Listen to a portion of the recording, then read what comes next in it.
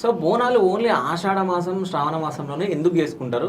బోనాల యొక్క ప్రత్యేకత ఏంటిది అసలు? ఏంటి అని అంటే అప్పట్లో మూసీ నది పొంగినప్పుడు, మన నిజాం కాలంలో ఉన్నప్పుడు, అప్పట్లో మూసీ నది పొంగినప్పుడు అప్పుడు తానీషాకి వాళ్ళకు మన ఉంటారు కదా ఎంబడి ఉండేవాళ్ళు చెప్పారనమాట, గంగ పొంగుతుంది, అమ్మవారికి శాంతి చేయాలి, బోనం చేయండి, అలాగే అమ్మవారికి గంగ తెప్పలు వదలండి అని అంటే, అప్పుడు మూసీ నది పొంగినప్పుడు అప్పుడు బంగారు చాటలో అమ్మవారికి సీర చార అవన్నీ పెట్టి బోనం ఎక్కించినప్పుడు, అప్పట్లో మా మమ్మీ వాళ్ళు చెప్తుంటారనమాట, అంటే మా మమ్మీ వాళ్ళు కూడా విన్న స్టోరీయే ఇది. అప్పట్లో అమ్మవారి కంకణాల చేయి నుంచి, నీళ్ళల్లో నుంచి కంకణాల చేయి వచ్చి ఆ తెప్ప తీసుకుంది అన్నట్టు విన్నాను నేను. అప్పటి నుంచి బోనాలు అనేది వస్తుంది. ప్లస్ ఇంకొకటి ఏంటనంటే, కొత్తగా పెళ్ళైన వాళ్ళు, ఆడవాళ్ళు కానీ ఎవరైనా ఆషాఢ మాసంలో అమ్మగారింటికి వస్తారు.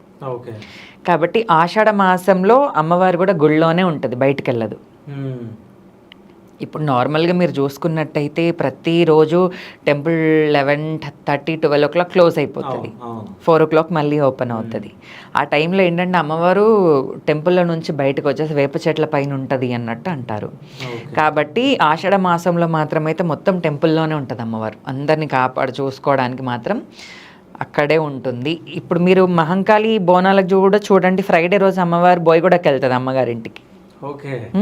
ఘట్టం రూపంలో స్వర్ణలత గారు ఉంటారు కదా రంగమెక్కి వాళ్ళు తీసుకెళ్తారు బోయగూడకి అమ్మవారిని, అమ్మగారింటికి అని.